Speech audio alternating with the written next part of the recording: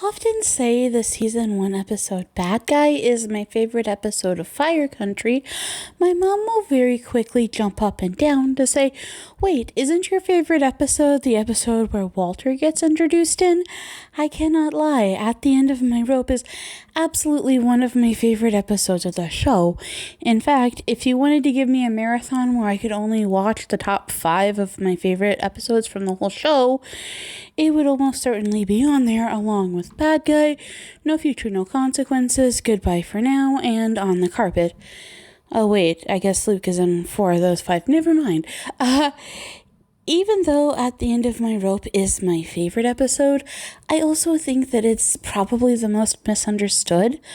Mostly because from what I've seen on Reddit, people tend to misremember at least one plot point in this episode, along with the one before it, Watch Your Step. You see, these 2 episodes form the base of the plot of the Drugs at Camp arc. That's why, even though there are only actually drugs in 2 episodes of this arc, I call the entire arc the Drugs at Camp arc. These episodes take place over the course of 3 weeks, with Freddy saying that Bode only has 30 days left in his sentence on the day that Sleeper arrives, and Bode having a week left by the time Sleeper leaves. While Sleeper's reign is just 23 days, it's enough to have massive ripple effects throughout Season 2. Watch Your Step starts with a flashback of Bode meeting Sleeper. Throughout the show, we know at least 4 drug dealers that Bode has close contact with, along with some that he may or may not know over on Sheriff Country. Bode didn't meet Sleeper until he was in prison, and nothing about their meeting is particularly consensual. Bode was detoxing without aid, and Sleeper picked him up off the ground, put heroin in his hands, and demanded a favor in return. It's important to know that we don't know what happened from there, other than that Bode became Sleeper's right hand. In Season 2, Bode tells Rudy that he was never a drug dealer, and that kind of implies that right hand here means enforcer, not second in command of a drug army. But at some point that isn't entirely clear, Bode left Sleeper and makes his way to 3 Rock, where he's been running a tight ship. And while I probably should say that Manny has been running a tight ship, somewhere in the middle of My Kind of Leader, my mom was like, hey, who's in charge here, Bode or Manny, since Bode seems to be making all the decisions. Bode immediately has anxiety about the bad shit that could happen due to Sleeper's appearance. But Freddy kinda gaslights Bode about Sleeper's potential to harm the camp. Later, before the inmates are called upon to work a root fire at a wellness center, they catch the inmate Troy high on drugs. Troy is a 19-year-old kid fresh out of high school. 1 year prior to Off the Rails, he was going to prom in a party bus like the kids, and we don't really know how he ended up in prison. When they get to the fire, Bode tries to tell Manny that Sleeper is dealing drugs, but Manny just brushes him off. During the rescue, Bode is primarily concerned with keeping Troy safe, and Freddy is worried about not being accused of bringing in drugs after being caught around the young inmate who was high. But lucky for them, Manny talks to Troy while high and somehow completely misses this, even though Troy can barely stand up. But Freddy is going through something else too. You see, in 2 Pink Lines, Freddy's girlfriend gave birth to their daughter. Sleeper taunts Freddy about his lack of involvement with his daughter and promises to help him see baby Janie more often. Bode warns Freddy that Sleeper doesn't give things out for nothing, and by the end of the episode, Bode and Freddy fake a fight, which Freddy hopes will secure him Sleeper's favors, and Bode hopes will help him shut down Sleeper's game. I'm not actually sure if Freddy is in on that last one. Throughout both of these episodes, Freddy tells Bode over and over again to stay out of it. In fact, the only time Freddy really gives Bode permission to act like an inmate is specifically to not report that Sleeper assaulted him.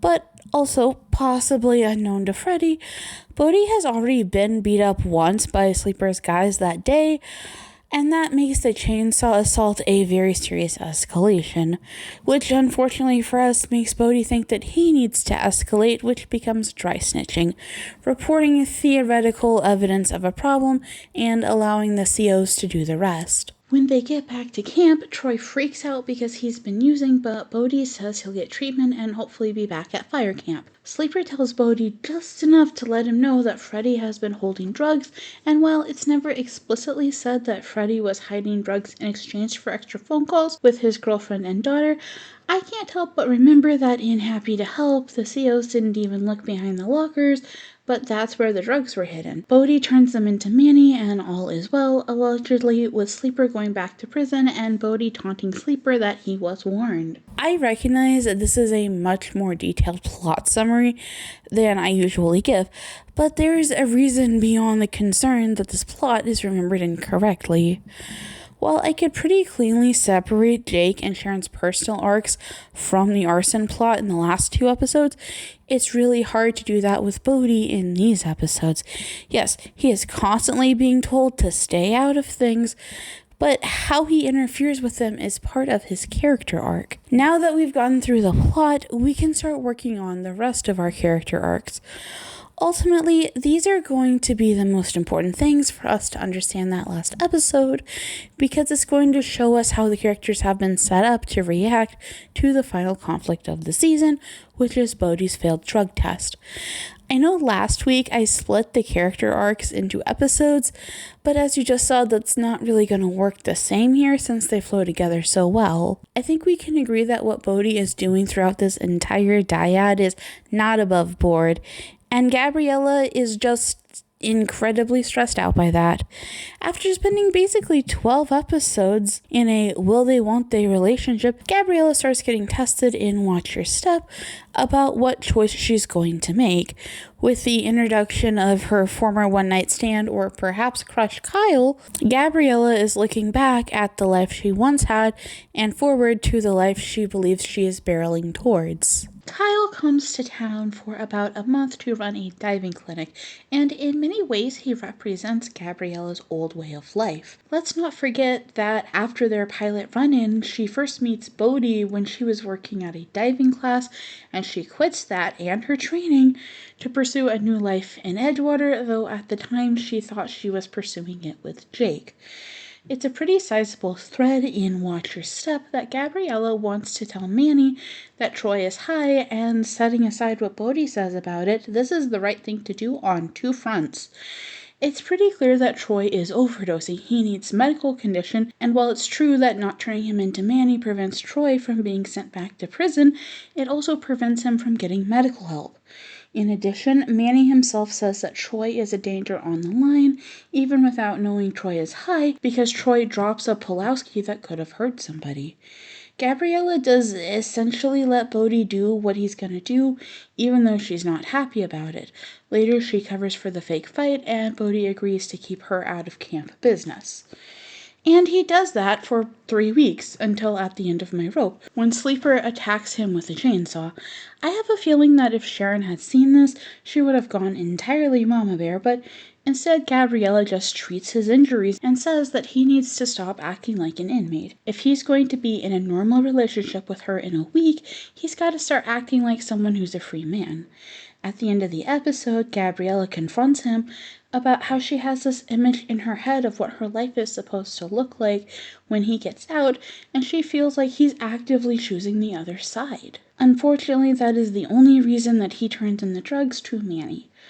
This whole thread of Gabriella's life with Bode versus her imagined life doesn't get wrapped up in these episodes. Instead, it's an open question that threads into her arc and backfire. These episodes also kick off a big part of Manny's part of this arc. While he was offered a position with Nozzle implicitly and off the rails, he doesn't really give any pretense of entertaining the idea until Watch Your Step, when he basically just waltzes into Faye's hotel room and essentially says, "I don't want to join your private firefighting company, but I do want to have sex with you." And for some reason that works. By the top of the next episode, they've been dating for 3 weeks, and she asks Manny to come work for her. He considers it because Bode's getting out, and Gabriella's going to have her happily ever after. He's still unsure of what to do when Faye sweetens the pot by offering to hire Bode as well. But you see, there's a problem with that. Vince is already planning Bode's future. Remember that joke I made a few weeks ago about how Vince wants to pretend it's 2011 when Bode gets out of prison? The opening of Watch Your Step is what I was talking about. We see Vince in the kitchen working on a recipe he's trying out for when Bode gets home. He's also already broken down Bode's old bed and bought wood to make a new one, all without Sharon even knowing. During the episode, it becomes known to both of them that Bode wants to move in with Jake, but by the end of the episode, Vince decides, actually, no, it's a good thing that Bode doesn't want to move back in. He's 30 years old after all. Vince isn't the only one thinking very heavily about parenting in these 2 episodes. They open up with Sharon and Vince having dinner with Eve to talk about coping and her being cleared in the inquiry into Rebecca's death. Sharon is also not very thrilled to hear that Bode is moving in with Jake, but as she talks with one of the women at the wellness retreat, she realizes sometimes the vision you had in your head isn't what's going to happen. Back in that final scene of the episode, when she and Vince cuddle on the couch together, she says she's thrilled to hear that Vince plans to work on the deck so they can have family dinners outside, a culturally normal way 30-year-olds stay in touch with their parents. That's only solving for one of the kids, and we know that Sharon and Vince kind of have 3 or 4, depending on how you count Gabriella. While they try to make up with Eve, she rebuffs basically every parenting attempt they make in Watch Your Step. She also has a conversation with Manny, where he tells her that she has to move on, and reveals that Rebecca's family never came to pick up her things. Instead, it's Eve that takes the box of her life, and unable to open it alone, she pulls Jake in. Even though she literally interrupted Jake's pool date with Cara, he still comes out to sit with her. They decide that their fight has to end because they rely on each other too much to keep fighting. While sitting in the car, we find out that Rebecca was close to getting Freddy out of prison through her work with Lighthouse Amends, which seems to be the in-universe version of the Innocence Projects. We don't know exactly what Rebecca was doing, but based on the paperwork Eve pulls out, she says that Rebecca was close to getting Freddy out of prison. 3 weeks later, by the time At the End of My Rope starts, Eve has taken an active role in Freddy's wrongful conviction case. Lighthouse Amends is backed up, a serious problem in the real world, as well with projects like the Innocence Project. She's decided that the best way to prove Freddy is innocent is to confirm his alibi. She hands half of the files off to Jake, while trying to decide how to prove that Freddy actually had been helping the victim of a hit and run, not robbing a jewelry store. Toward the end of the episode, they're both stumped when she realizes that actually Freddy's lawyer did their due diligence, but paramedics sometimes wear body cams, and that's not always something that gets pulled. On this plotline, we end the episode with the hope. If the body cam footage shows Freddy was indeed helping at the scene of the accident, it could just be enough to get him out of prison. But it's still going to be a few days until Eve hears anything back, but she does believe that she's figured this out. At the end of the dyad, Eve and Jake are back to being siblings and calling each other such. That still leaves another set of family relations not yet fixed, the relationship between Jake and Vince and Sharon. Even though it's been about 2 months since the arson accusation, Jake still won't talk to them. At the top of At the End of My Rope, Vince says that he's apologized to Jake about 1,000,000 times, but like I said last week, this isn't something you just get over.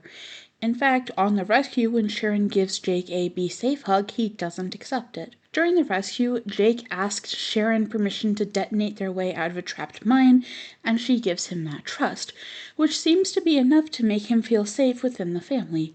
He gives her a hug, and that's half of the equation, but we've still got one family member to go. Vince and Jake don't make up until the very end of At the End of My Rope. Vince realized that his issue with Jake wasn't just that he suspected him of arson, it was that Vince completely cut Jake off emotionally because of a suspicion. We can probably at least partially attribute that to Vince's I can only parent one kid at a time thing, but that doesn't change how it feels for Jake. Throughout Watch Your Step, Vince is entirely concerned with Eve and not too worried about Jake, even though Jake is still very upset with him. The revelation that Jake was hurt over the mistreatment didn't come out of nowhere. In this second episode, Vince experiences and remembers past experiences of Walter being cruel to him for any mess-ups.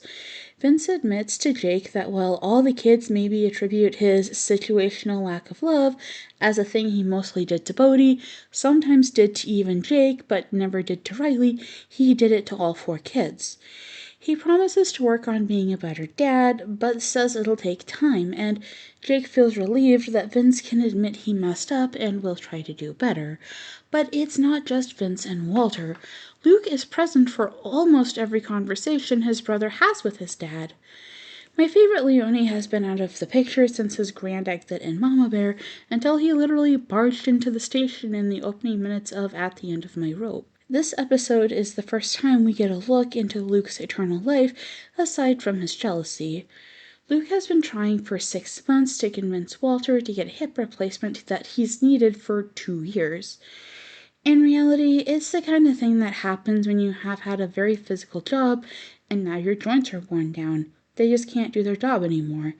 But for Walter, it's a sign of weakness, so he's resisting. Luke somehow tricked Walter into going to the station only to trap him between his 2 sons and force him to talk about getting hip surgery. Walter blames Vince for this before storming off and tripping, which requires a trip to the ER. Vince goes largely because Sharon makes him, but Vince is so anxious and unpleasant that Luke tries to kick him out. Walter decides that this would be the perfect time to cause problems between them. I've already talked about this extensively in my Walter essay, so I'm going to go ahead and skip to the parts I haven't talked about before. While Walter is going for tests, or the boys are otherwise out of his hospital room, Luke tells his brother that he's angry because Luke is already anticipating Walter's post-surgery care being dumped on him. Vince says he's tired of Luke always making it out like his life is so hard, which causes Vince to start in with the list of reasons his life sucks, and Luke intercepts to add a few more, pointing out that Vince's problems are because he has lots of people who care about him and those relationships don't always go well. Since it's been Vince that we've been watching these last 20 episodes, not Luke, we can sympathize that Vince's life is kind of falling apart, though not nearly as much as it will in Season 3. That being said, any of us that have ever dealt with burnout can hear what Luke is actually saying. Vince gets to be Chief Leone, dad to the 4 kids, and husband to Sharon, while Luke gets to be the irresponsible uncle that has no responsibilities and everyone loves using as their punching bag. He is constantly doing caregiving, smoothing things over for Vince, planning to help Sharon with her rule breaking, and trying to be present for Bode. I'm not claiming Luke is perfect, neither is he, but we can absolutely agree that there is something real going on under the surface. I don't think I'm going to talk about the kidney donation in this essay, but I definitely will in the next one. But the important thing to think about with Luke here is that sometimes care is a one-time thing that resolves on its own, and other times care happens over and over again with no break. Taking care of an abusive relative without any assistance from outside carers is the type of thing that happens over and over again. We live in a world where people say, why do personal care attendants even exist? That's what family members used to do. But if we exclude Sharon getting a kidney, at the end of the dyad, everything looks like it's shaping up to be just fine. Manny and Bode are going to go work for Nozzle. Jake has made up with Vince and Sharon, and Eve and Jake are back to normal. Seemingly the only thread left hanging out there is Kevin, but since Bode and Gabriella are supposed to have a fairy tale-like ending, I suppose even that's going to wrap up quickly. But then again, this is Fire Country, where we can go from literally every character getting along to hating each other over the course of a single conversation from Erica Snow. Plus, Luke is hanging out there in the background, frustrated by his burnout, and the man who taught Luke and Vince to beat each other up.